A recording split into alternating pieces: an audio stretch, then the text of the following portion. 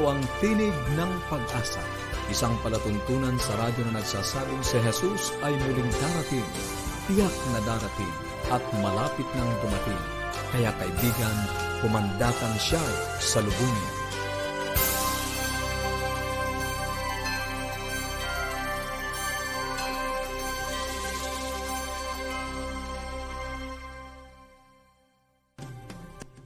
Maligaya at puno ng pag-asang pakikinig muli mga kaibigan. Kami po ang inyong mga lingkod, Pastor Ner Caranza at Mela Ana Demong. Nag-aanyaya na samahan niyo muli kami sa loob ng 30 minuto upang atin pong pag-usapan ang mga bagay na makapagpapalusog sa ating katawan, magpapabuti ng ating samahan sa ating mga tahanan at higit sa lahat sa pagtuklas ng pag-asang nagmumula sa salita ng ating Panginoong Diyos. Kami po ay patuloy na namimigay ng mga aklat at mga aralin sa Biblia.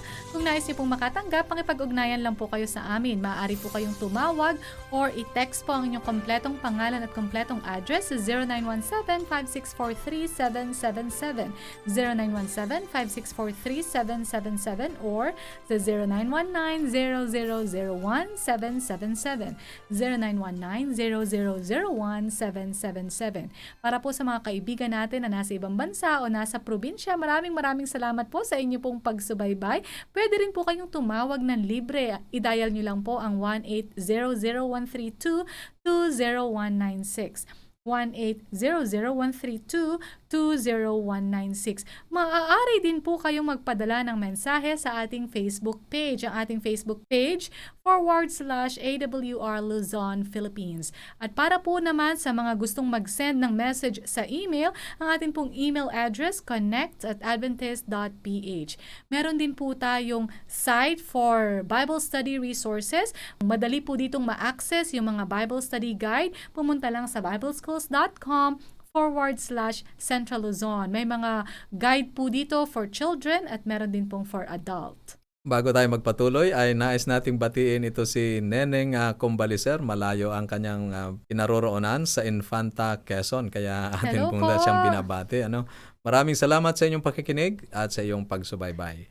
Sa Buhay Pamilya, makakasama pa rin natin si Sir Ray Cadapan upang ipagpatuloy ang kanya pong pagtalakay sa kanyang paksang pinasimulan na ang mga anak ay pamanang galing sa Diyos. At sa isipang ito ay talagang nananawagan ito sa mga magulang ng pagkalinga at pag-iingat, pagtuturo sa mga anak na nasa kanilang mga poder. At sa atin pong pag-aaral ng salita ng Diyos ay ipagpapatuloy pa rin natin yung series na Apokalipsis ngayon at ang paksa po na ating pinag-uusapan ay binyag sa Biblia. Ngayon po ang ating pag-uusapan ay mga pangangatuwiran. Tatalakayin po natin dito yung mga rationalizations, mga reasons. Siyempre pangungunahan pa rin tayo ni Brother Mario Palaya. Si Brother Mar po ang Publishing Ministries Director dito sa North Philippine Union Conference. Ngayon ay dadako na tayo sa ating Buhay Pamilya. Pakinggan natin si Sir Ray Cadapan. Muli, magandang araw sa inyong lahat, minamahal naming mga kaibigan, mga magulang na patuloy na sumusubaybay sa ating pong pag-aaral na ang pamagat ay mga anak mana mula sa Panginoon. Sa nakaraang serye ay atin pong tinalakay na ang mga anak ay mahalaga bilang miyembro ng pamilya, bilang mana mula sa Panginoon, na nararapat na tumanggap ng tamang turo mula sa banal na kasulatan. Kaya sa ating pagpapatuloy ay ibig ko pong ibahagi sa inyo ang isang kasabihan na ang wika, "The character of your children tomorrow depends largely on what you teach them today." Ang katangian o ang karakter ng ating mga anak sa kinabukasan, po ang wika, nakasalalay ng malaki sa kung paano po ang ating itinuturo sa kanila sa kasalukuyan. Sabi nga po ni Haring David sa Kawikaan, ang ama ng matuwid ay magagalak na lubos. Ang isa'y makapagpapalago ng masukal at mayabong na tanim ng nakakainis na mga damo sa pamamagitan ng pagpapatayo-tayo lang. Ngunit, mga minamahal na mga magulang, mga kaibigan, ang magaganda at mababangong bulaklak ay bunga po ito ng pinanukalang maigi at tuloy-tuloy na pagsisikap sa halamanan. Gayon din naman ang wika sa atin. Ang mga anak na kahihiyan sa pamilya, maging sakit sa lipunan, at maging sumpa sa sangkatauhan, ano ang sabi? Ay hindi na kinakailangan ang pag-aalaga. Ngunit ang wika sa atin, ang magpalaki ng mga anak na ito po ang magdadala ng nararapat na pagmamalaki at katuwaan sa kanilang mga magulang at maging isang pagpapala sa sanlibutan at maging karangalan sa Diyos ay nangangailangan ng mga sumusunod. Una, mga minamahal na mga magulang ay pangangalaga. Ano itong pangangalaga? Ay siyempre ito po yung pagpapalaki sa kanila. Kaya kung kayo po ay mayroong isang anak, mapalad kayo. Isa lang ang inyong aalagaan. Isa lang ang inyong palalakihin. Kung may dalawa, dalawa. Kung tatlo, tatlo. Kaya kung mayroon kayong 100 anak, aba, mga minamahal na mga magulang, 12 ang pangangalaga na inyong ipagkakaloob sa kanila. Ikalawa, pagtitiis. Ano itong pagtitiis? Aba, mga minamahal na mga magulang, mga kaibigan, ito yung tinatawag nating kung isa ang anak mo, isa lang ang pagtitiisan mo. Pag dalawa, dalawa. Pag tatlo, tatlo. Abay, pag 100, 100 ang pagtitiisan mo. Ha? Kaya, ang tatlo, ang wika sa atin, ay pagsisikap. Kaya kung isa ang anak mo, napakapalad. Sapagkat isa lang ang pagsisikap na gawin mo. Kapag dalawa, tatlo, kapag 100. Kaya mga minamahal na mga magulang, ito po ang nararapat na gawin natin sa ating mga anak. Kung ibig natin na sila ay magiging pagpapala sa sanlibutan, maging karangalan sa Diyos, ay nangangailangan ng pangangalaga, pagtitiis at pagsisikap. At sa susunod na ating pag-aaral, titingnan po natin kung ano po ang mga mahalagang prinsipyo pa ang dapat po nating ipagkaloob sa ating mga anak habang sila po ay ating pinalalaki. Muli, magandang araw at patuloy tayong pagpalain ng ating mahal na Panginoon.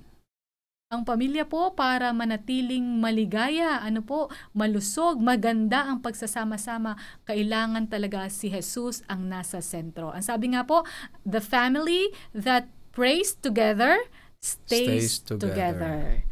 Kung meron po kayong mga katanungan o anuman po ang gusto ninyong iparating sa amin o nais niyo pong makatanggap ng mga aklat at aralin sa Biblia na atin pong ipinamimigay, maaari po kayong tumawag or mag-text sa 0917-5643-777, 0917-5643-777 or sa 0919-0001777, 0919-0001777. Para po sa mga kaibigan natin na nasa ibang bansa o nasa probinsya, maaari po kayong tumawag ng libre. Ang atin pong toll-free number ay 1-800-132-20196. Pakinggan naman natin ngayon ang isang makalangit na awitin.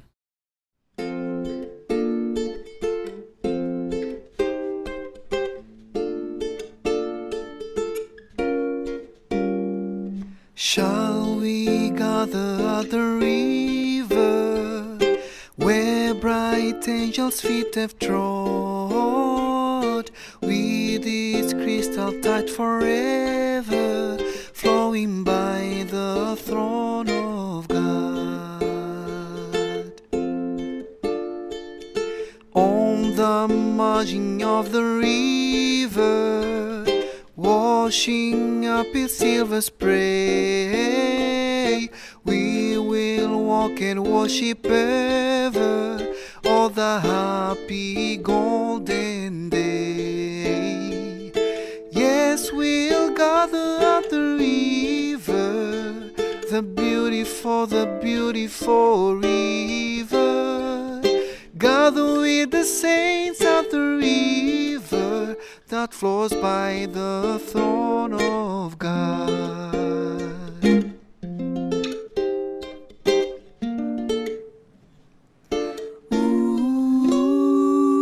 Here we reach the shining river, lay we every burden down.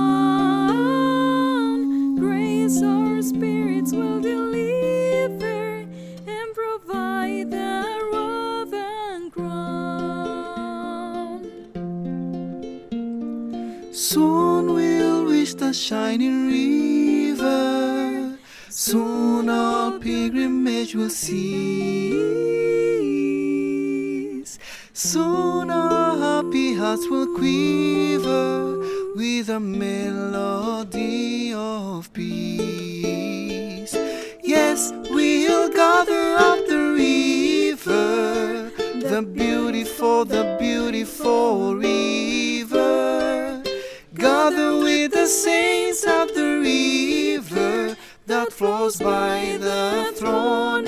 Yes, we'll gather at the river, the beautiful river. Gather with the saints at the river that flows by the throne of God.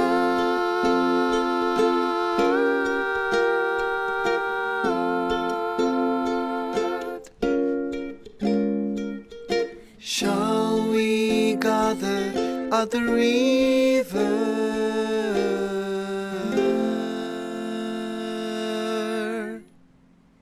Pinupuri natin ang ating Panginoong Diyos sa magandang awit na ating napakinggan at naway ito'y magdulot sa atin ng pag-asa at patuloy na matibay na pananampalataya.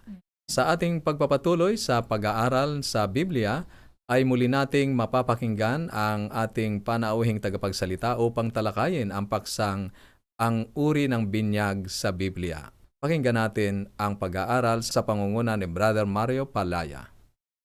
Magandang araw mga kaibigan, patuloy tayo sa ating pag-aaral sa programang ating sinimulan. Salamat sa inyong pakikinig at sana ay patuloy kayong makatanggap ng mga pabalita at kaalaman patungkol sa salita ng ating Panginoong Hesus. Ating napag-alaman sa nakaraan, mayroong isang tinatag ng uri ng pagbautismo na itinuturo ni Juan at ng ating Panginoong Hesus. Ang tunay ay ang paglulubog.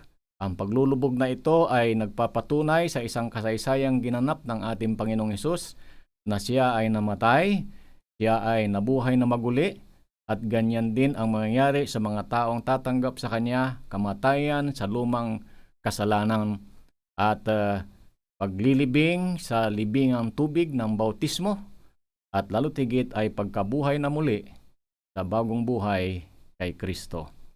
Ngayon ating tunghayan ang isang suheto, ang pangangatwiran. Mga kapatid at mga minamahal, napakadali ang mga tuwiran. Ngunit kapag nagsimula tayong mga tuwiran sa mga utos ng Diyos, saan tayo hihinto? Isang tanong, paano mo malalaman kung kailan titigil kapag nagsimula kang gumawa ng mga dahilan? Malungkot na ating nalalamang marami ng mga tao ang natutong mga tuwiran. Hindi kaya ito dahil sa unang panahon pa man? Tingnan natin sa simula, sa aklat ng Henesis 4 versikulo 3. Mula sa umpisa ay binalaan tayo ng Biblia laban sa pagtangka ng pangatwiran sa salita ng Diyos.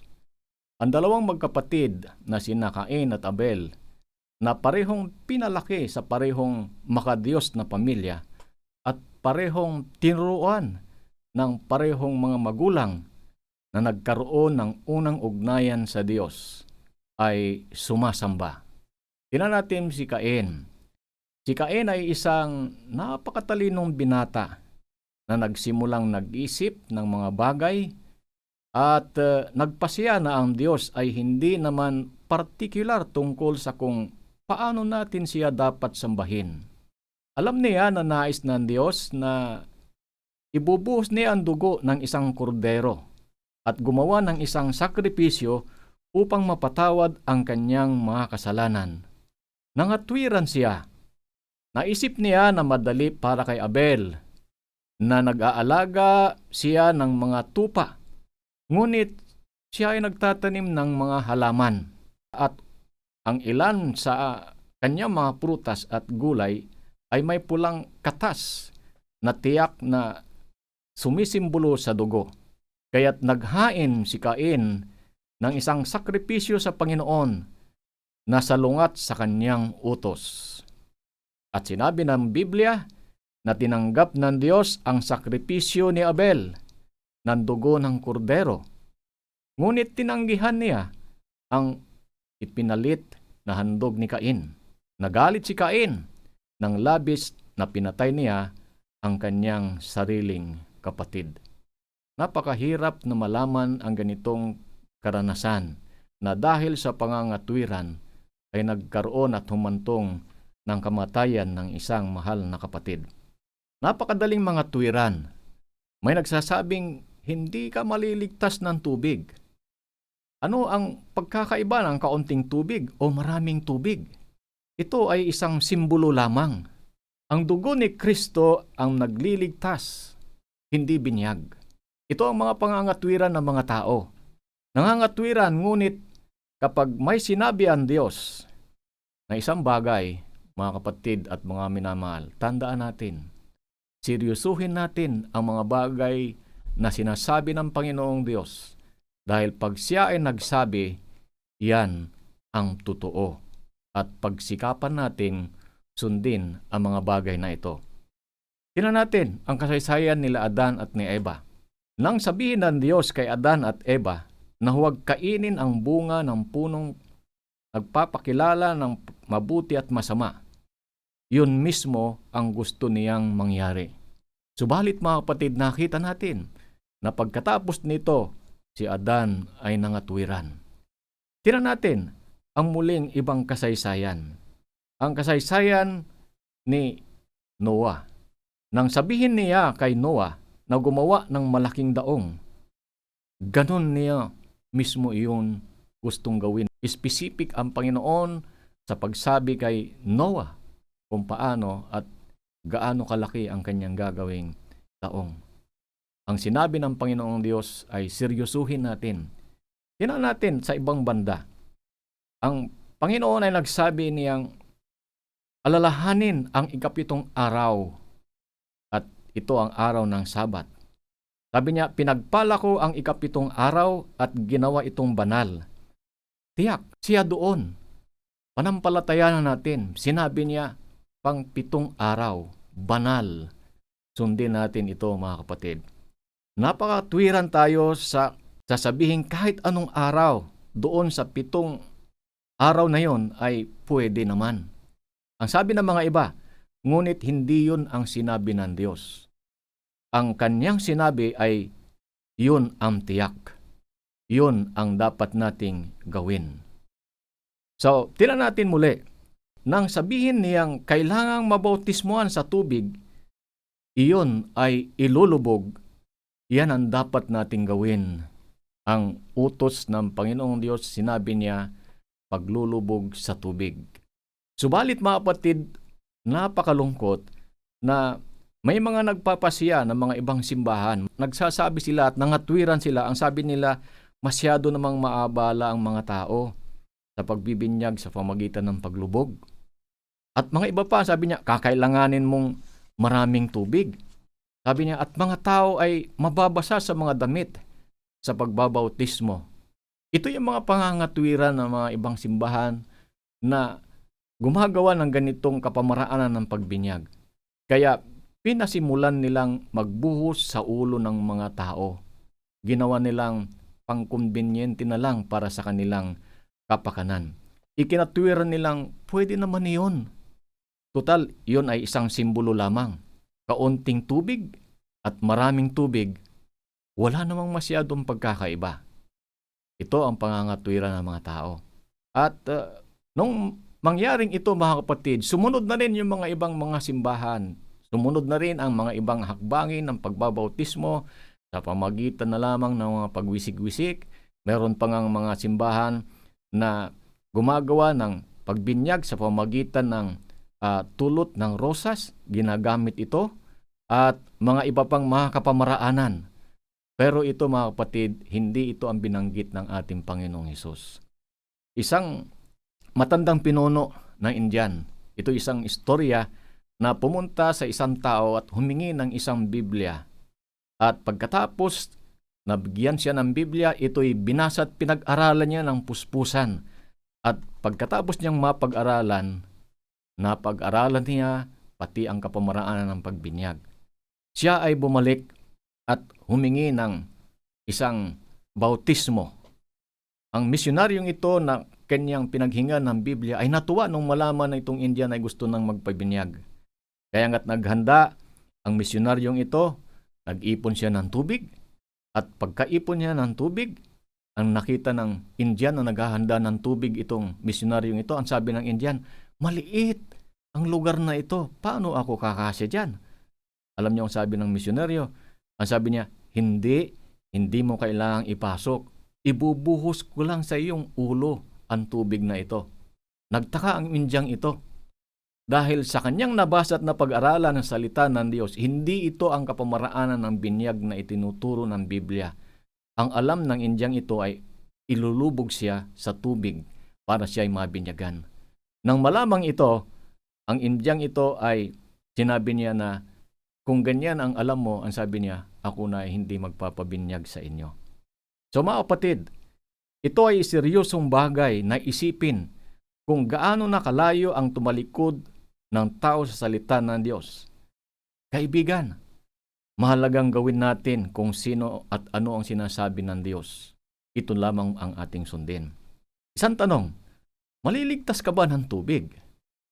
Tingnan natin kung anong sinabi ng Biblia at sa kasaysayang balikan natin sila Cain at ni Abel. Sinabi ng Biblia sa Hebrews 9 verse 22, ayon sa kautusan ay halos nasasabi kong lahat ng mga bagay ay nililinis ng dugo. At kung walang pagbubuhos ng dugo, walang kapatawaran ng mga kasalanan. At iyon ang eksaktong ibig sabihin ng Diyos, ang pagbuhos ng dugo. Hayaan mo tanungin kita muli, si Abel ba sa kanyang pag-alay ng kanyang offering, siya ba ay tinanggap ng Panginoon? Sa palagay mo, maligtas siya ng wala ito? Kung hindi kaya nag-alay si Abel sa kordero na may dugo, sa palagay mo siya ay maliligtas? Hindi. Ang Biblia ay maliwanag, hindi siya maliligtas kung wala ito. Maraming mga tao ang nagtatanong ngayon, ang tubig ay nakakaligtas sa iyo kahit na ito ay maraming tubig o kaunting tubig naman dyan. Yan naman ay kasya lamang, pangwisik-wisik ka lang. Kahit na hindi mabautismoan ang naligtas, bakit masyado nating ginagawang parang lubhang mahalaga ang sinasabi ng Biblia? Ang Biblia ay may ibig sabihin na inuutos ng Diyos na ating gawin. At kapag tinanggihan natin ang bautismo, ibig sabihin nito ay hindi pinaniwalaan ang sinasabi ng Diyos na totoo. Alalahanin natin mga kapatid, importante ang layunin ng Diyos na mabinyagan. Ang sabi ng Juan 3, versikulo 5, katotohanan sinabi ko sa inyo, maliban na ang tao ay pinanganak ng tubig at ng Espiritu, ay hindi makakapasok sa kaharian ng Diyos. Mga kaibigan, muli nating balikan si Cain at ni Abel. Ang tanging pagkakaiba ay isang naniwala siya sa Diyos at hinandog ang kordero at natinanggap naman ng Diyos. Si Cain, sa kabilang dako, ay nangatwiran at hinandog ang mga prutas at gulay, bunga ng kanyang sariling mga kamay. Sinubukan niyang ihandog ang kanyang sarili sa mga gawa sa Diyos. Siyempre, alam natin na hindi tinanggap ng Diyos si Cain at nagpuyos sa galit ng kanyang pinatay ang kanyang sariling kapatid. Mga kapatid, tingnan natin ang isang bagay sa panghuling talata na ating titingnan. Ang sabi niya sa aklat ni Juan, O Juan 3:12 at 13, huwag maging gaya ni Cain na siya ay masama at pinatay ang kaniyang kapatid. At bakit niya pinatay? Sapagkat ang kaniyang mga gawa ay masama at ang mga gawa ng kaniyang kapatid ay matuwid. Huwag kayong magtaka mga kapatid kung kayo ay kinapuutan ng sanlibutan. Ano ba ang ginawa ni Cain? Ito ba ay masama? Sinamba niya ang Diyos, subalit ginawa niya iyon sa sarili niyang paraan, sa halip na sa paraan ng ating Panginoong Diyos. Ang sabi ng aklat ni Apokalipsis, ang mga sumasamba sa hayop sa paraan ng tao ay subukang patayin ang mga sumasamba sa Diyos ng tama. Katulad ng sinabi ni Juan, huwag kayong magtaka mga kapatid, kung ang sanlibutan ay magalit sa inyo. Ang matuwid na gawa ng mga banal ay pupukawin sa paggalit ng mga masama. Ang aral sa atin ngayon mga kapatid, sa aklat ng Apokalipsis, kung ano ang sinabi ng Diyos, yan ang eksaktong nais niyang maganap. Tandaan natin, huwag na tayong mga tuwiran, sundin natin ang salita ng Diyos. Mga kapatid, sa patuloy nating pakikinig ay ating tutunghayan sa susunod na suheto natin ang ano kaya ang paghahanda ng isang tao bago siya mabinyagan. Maraming salamat po. Mga kaibigan, muli nating natutunan ang mga mahalagang katotohanan sa ating naging pag-aaral ngayon. Una, anumang ganda ng intensyon at pangangatwiran ng tao, ang mahalaga pa rin ay kung ano ang sinasabi ng Biblia o ang nais ng Diyos na ating gawin. Pangalawa, ang ating mga paraan ay magdadala lamang sa ating kapahamakan. At pangatlo, ang Panginoong Hesukristo mismo ay nagpabautismo upang ganapin ang buong katwiran. Ang ating pagtugon sa pamamagitan ng bautismo ay nagpapahayag ng ating pananampalataya sa Kanya. Sana'y naging maliwanag ang ating naging pag-aaral ngayon at inaanyayahan po namin kayo na magpatuloy sa pagsubaybay sa ating mga pag-aaral sa paksang ito sa mga susunod na araw. Pagpalain po kayo ng ating Panginoong Diyos. Mga kaibigan, kung meron po kayong mga katanungan o nagnanais po kayo na mag-aral pa ng mas malalim na banal na kasulatan, makipag-ugnayan lang po kayo sa amin. Maaari po kaming magpadala ng mga aralin sa Biblia o mga aklat na maaari pong magsilbing gabay sa inyo. Tumawag lang po or mag-text sa 0917-564-3777, 0917-564-3777, or sa 0919-0001777, 0919-0001777. Para po sa mga kaibigan natin in the provinces or abroad, maaari kayong tumawag ng libre. I-dial nyo lang po ang 1-800-132-20196. 1-800-132-20196. Pwede rin po kayo magpadala ng mensahe sa ating Facebook page or mag-comment dun po sa comment box. Ang ating page, /AWR Luzon, Philippines. Kung nais niyo pong mag-send ng email, maaari niyo pong ipadala sa connect@adventist.ph. At para po sa mga Bible study resources na readily accessible, you may visit bibleschools.com/Central Luzon. Salamat po muli sa inyong pagsubaybay at sa atin pong pansamantalang paghiwa-hiwalay. Baunin natin muli ang salita ng ating Panginoong Diyos sa Apokalipsis, Kabanatang 22, Talatang 20. Ang nagpapatotoo sa mga bagay na ito ay nagsasabi, oo, darating ako.